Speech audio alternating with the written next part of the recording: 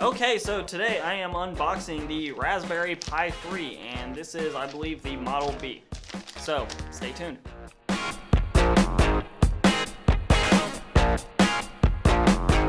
Okay, so I got the starter kit for the Raspberry Pi Model 3, the Raspberry Pi 3 Model B, and it comes with three different things, and it all costs at the time of filming this right around $50. Obviously, that price may fluctuate in the future, so you have to check out the link down below to see what the current going rate for this product is. So, of course, we have an Amazon packing sheet. Just toss that off to the side.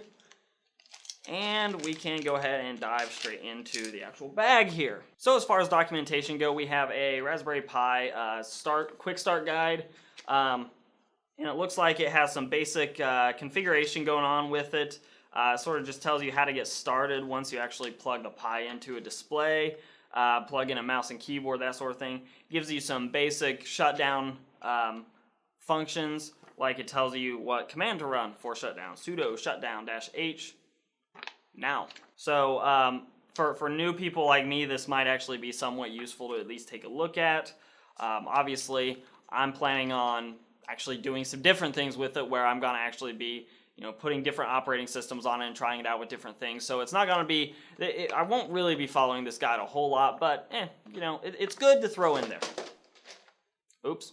So I have three boxes here. I'm going to start with the Cana kit. I assume this is the power supply, and I would be completely correct. Now, this is just a micro USB adapter, so in case you're curious, this particular one, and I don't know what the Pi exactly runs off of, but this particular one puts an output of 5 volts or 2.5 amps, and you can have an input of anywhere from 100 to 240 volts of alternating current. So if your phone's charger falls within that spec, then you should already be good to go without having to get the charger. But I went ahead and got the starter kit. It does have the charger separately, just to be on the safe side. Set those aside.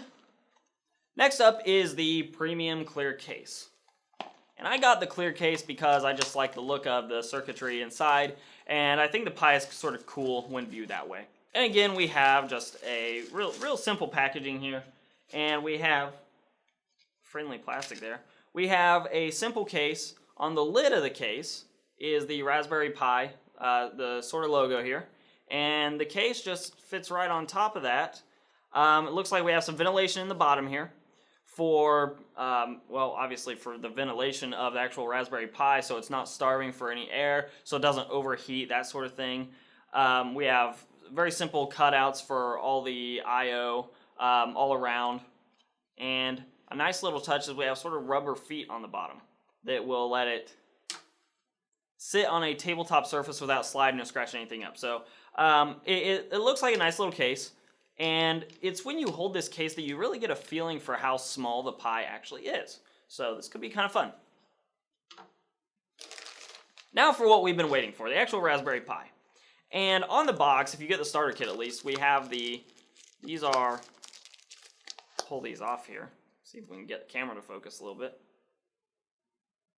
Those are the two little heat sinks. And they are backed, by the way, with what looks like some sort of 3M adhesive. So they're just in a baggie separately, taped to the box. No big deal there. And now the actual Raspberry Pi. Now inside we have the little baggie with actual Pi in it, and it's wrapped like a little piece of Raspberry Pi, so that's kind of a cool little touch. And we do have more documentation. We have a quick start guide, another one, and we have a safety guide.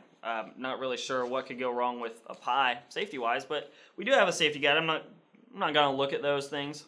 And inside the Raspberry Pi bag, pull these little tabs apart, open it up. We have the Raspberry Pi itself, and this thing is tiny. And there it is, Raspberry Pi, tiny little thing. Input-wise, we have an HDMI port, we have audio,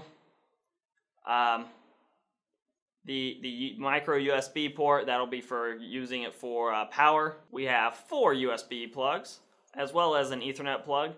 And we have sort of this multi-purpose pin out for things like displays. There's a whole lot of uses for this little thing. And it is a super compact little computer, and I'm really excited to get my hands on it. So if you have suggestions for the Raspberry Pi 3 and what I should try to do with it, then let me know in the comments down below. Yeah, that's pretty much all there is to unboxing the Pi. It's tiny. I'll probably throw in some B-roll at this point, showing it beside like a phone or something to show you just how small this thing is. It's really impressive.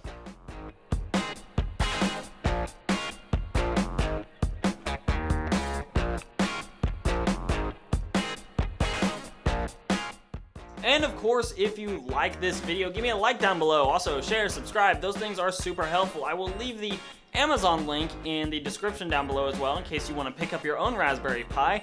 And if you want to give me ideas for what things I should be doing with my Raspberry Pi, or trying out rather, you should also leave that comment down below. You can follow me on Instagram and on Twitter at Hoosier Hardware. And I am Shane from Hoosier Hardware. Let's let YouTube queue up another card for another video for you to watch. And I'll see you guys in the next video.